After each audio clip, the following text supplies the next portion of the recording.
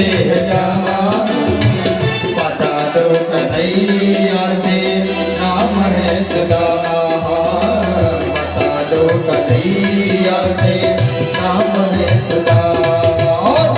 तुम एक बार मोहन से जा कर के कह दो, तुम एक बार मोहन से जा कर के कह दो कि मिलने सखा पर नसीब आ गया है, कि मिलने सखा पर नसीब आ गया है।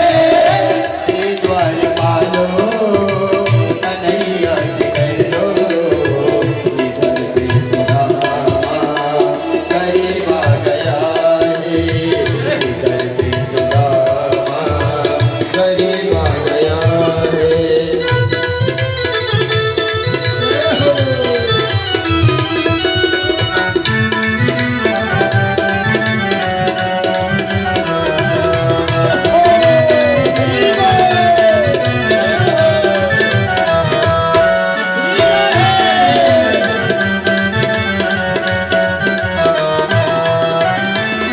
सुनते ही दौड़े चले आए मोहन, लगाया गले से सुदामा को मोहन, हाँ लगाया गले से सुदामा को मोहन। कि सुनते ही दौड़े चले आए मोहन, लगाया गले से सुदामा को मोहन। सुनते ही दौड़े चले आए मोहन, लगाया गले से सुदामा को मोहन, हाँ लगाया गले से सुदामा को मोहन। हुआ रुक्मणी को बहुत ही अचंभा, हुआ रुक्मणी को बहुत ही अचंभा। ये मेहमान कैसा अजीब आ गया है, ये मेहमान कैसा अजीब आ गया है। अरे द्वार पालो कन्हैया से कह दो, अरे द्वार पालो कन्हैया से कह दो कि मिलने सखा पर नसीब आ गया है, कि मिलने सखा पर नसीब आ गया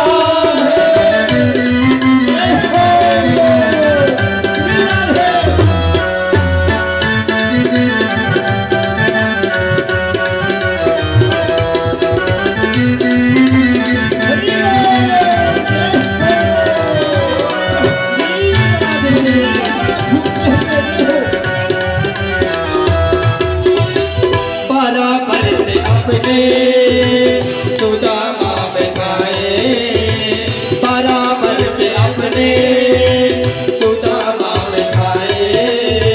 चरण आंसुओं से श्याम ने धुलाए, हाँ चरण आंसुओं से श्याम ने धुलाए। बराबर से अपने सुदामा बैठाए, चरण आंसुओं से श्याम ने धुलाए। ओ बराबर से अपने सुदामा बैठाए, चरण आंसुओं।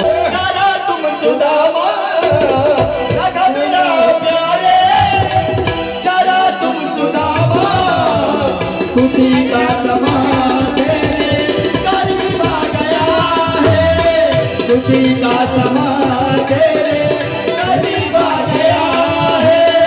न घबराओ प्यारे जरा तुम सुदामा, न घबराओ प्यारे जरा तुम सुदामा, खुशी का समा तेरे करीब आ गया है, खुशी का समा तेरे करीब आ गया है।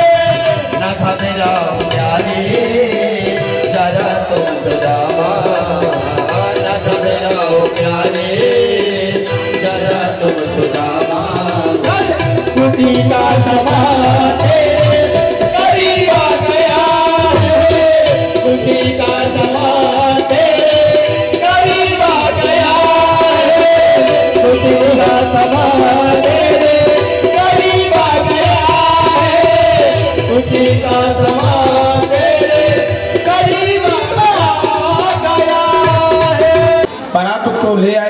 वाटिका में जल लाने में विलम्ब हो गया। उन्होंने आंसुओं से पट को धोया। ऐसी दशा को देख करके कन्हैया ने सुखदेव जी राजा परीक्षित से कहते हैं, हे राजा, देख सुदामा की दीन दया, करुणा करके करुणानिधि हो। अब पानी का रात को हाथ छियो नहीं, नैनन के जल से। ऐसी दशा को देख करके कन्हैया के आंसुपात होने लगा। उस आंसुपात से कन्हैया ने रावण के पैर और सुरक्षित स्थान पर बैठा करके उनका स्वागत संस्कार किया। सभी अपने पुत्रों को बुला करके आशीर्वाद खिलाए। इसके बाद भोजन तैयार हुआ, भोजन किए। भोजन के पश्चात सभी जितने भी उनकी स्त्रियां थी उनको आशीर्वाद। कहते हैं इन्हीं के प्रसाद से, इन्हीं के आशीर्वाद से आज मैं द्वारिकाधीश बना। अगर ये चना मेरे हिस्से पे नहीं खाए होते, वो चना मैं खाया होता तो इनकी दशा जैसे मेरी दशा है। आज जो भी है, आज मात्र इन्हीं की कृपा से हुआ है। रुक्मिणी जी को प्रणाम की और कन्हैया उनके पास में बैठ करके पैर लगा। रुक्मिणी ने देखी ऐसे कौन से ब्राह्मण हैं, स्वयं नारायण पैर दबा रहे। कन्हैया कह रहे हैं आपके मन में जो जिज्ञासा है हम समझते हैं। विप्रा प्रसादा धरणी धरोहम, विप्रा प्रसादा कमरा। विप्रों का ये प्रसाद है, विप्र की सेवा करना चाहिए। विप्रा प्रसादा अजित जितोहम, विप्रा प्रसादा राम राम राम। विप्र की पूजा करने से ही मंगलमय होता है, कल्याण होता है। आप भी सेवा करिए, सभी को जितनी सबको बुलाया जा रहा है। रुक्मिणी प्रणाम की, सत्यभामा आई, कालिंदी आई, लक्ष्मणा। इस तरह से सब लोग धीरे धीरे आने लगी। 2 4 10 हो गया। तब तक तो सुदामा जी बोले कि भैया खुश रहिए, सौभाग्यवती भव, पुत्रवान भव। लेकिन जब 100 200 हो गए तो सुदामा जी ने इशारे से पूछते हैं, अरे कन्हैया ये सब पड़ोस की? बोले नहीं, सब आपे की हैं। बोले और भी कितनी बची हैं? बोले आशीर्वाद देते जाओ। बोले ऐसा करिए, जितनी हो सब एक साथ बैठा लो, मैं आपको आशीर्वाद दे देता हूँ, आप इनको सबको दे दीजिएगा। कब तक आशीर्वाद देता रहूंगा, रात मेरी निकल जाएगी ऐसे ही।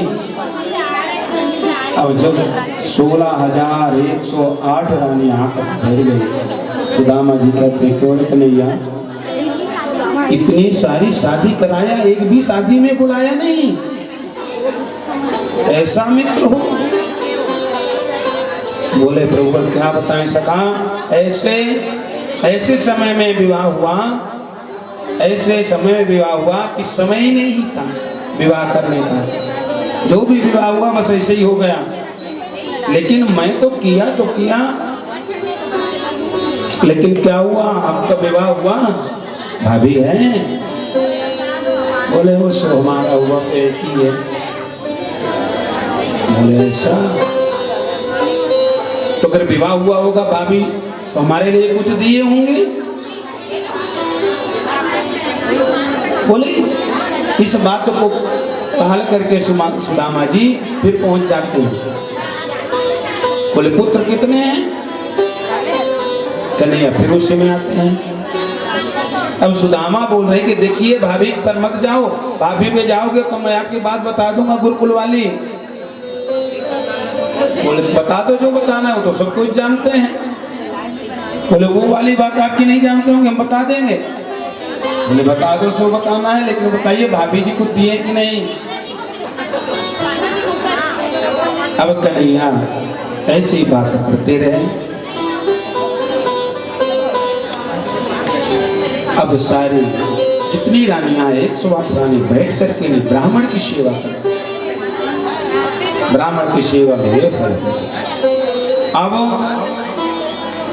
सुखदेव जी राजा परीक्षित से कह रहे हैं किम एन कृता पुण्यो मधुतेन विच्छुरः स्त्रिया हीनेन लोकस्मिन् द्वेतेन। सुदामा ऐसी पूजा हुई, धूप दीप में वेद्य, टीका चंदन पुष्प पंचोपचार सुदामा जी की पूजा किए।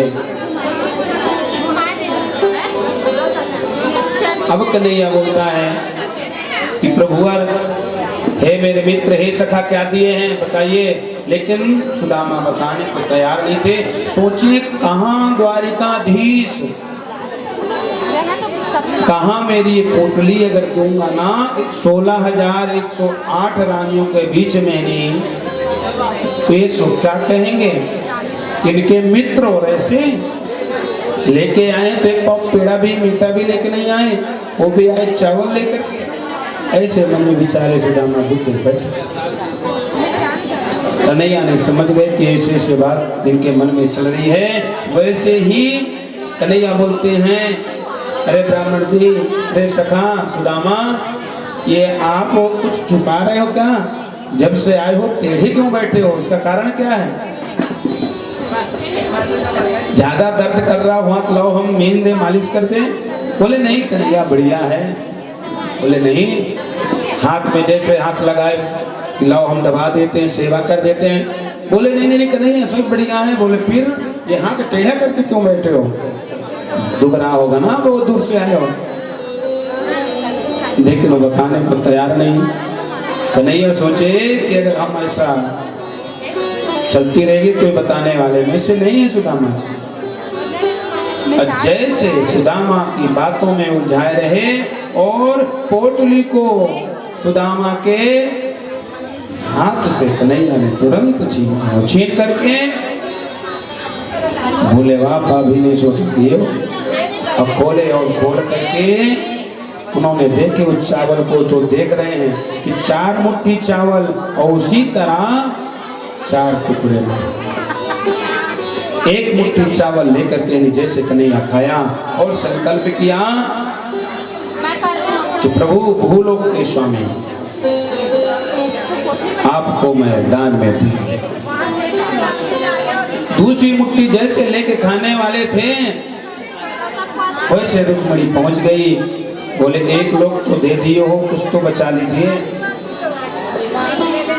रुक्मणी बोले प्रभु क्या करने जा रहे हो?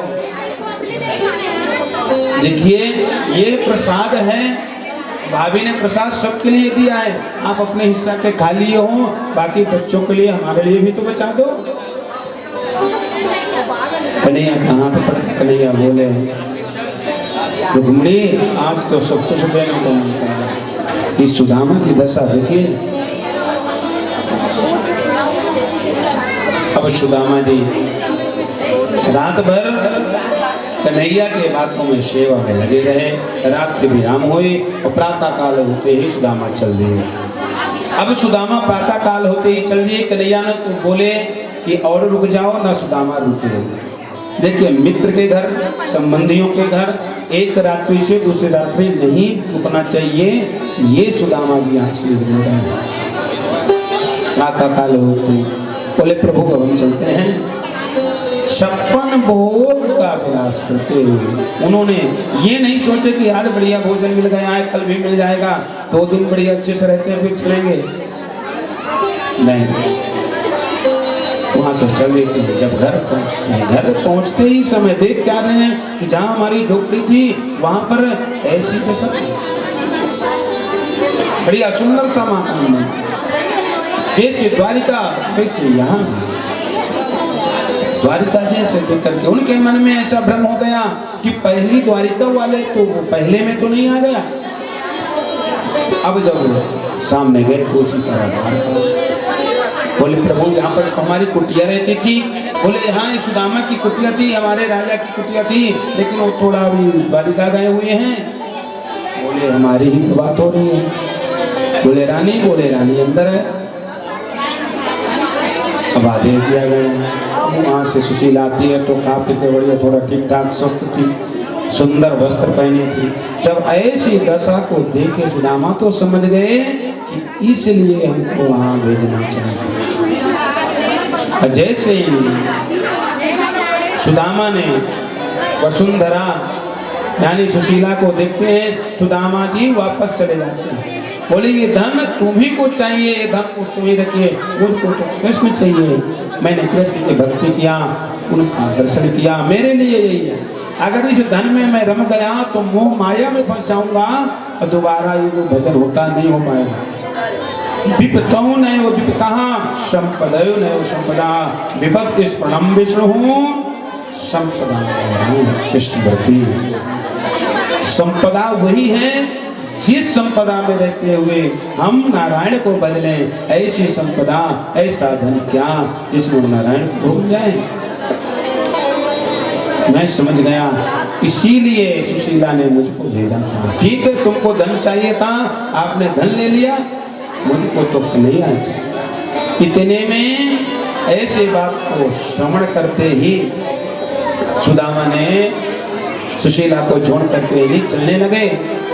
सुशीला जाकर के सुदामा के चरण में बोले प्रभु जब आप नहीं रहोगे तो हम क्या करेंगे, हम भी आपके साथ चलेंगे।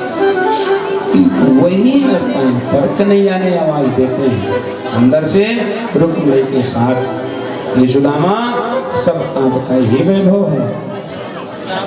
अब इसको आनंद पूर्वक जीवन अपना बिताइए। राधा कृष्ण रूपम वही श्री राधा कृष्ण स्वरूप कृष्ण और रुक्मिणी के लिए बोले हम आपको आशीर्वाद देते हैं कि ये माया आपको नहीं सताएगी, ये धन से आपका मोह नहीं रहेगा। आप निस्संदेह इस धन को सुरक्षित रखिए।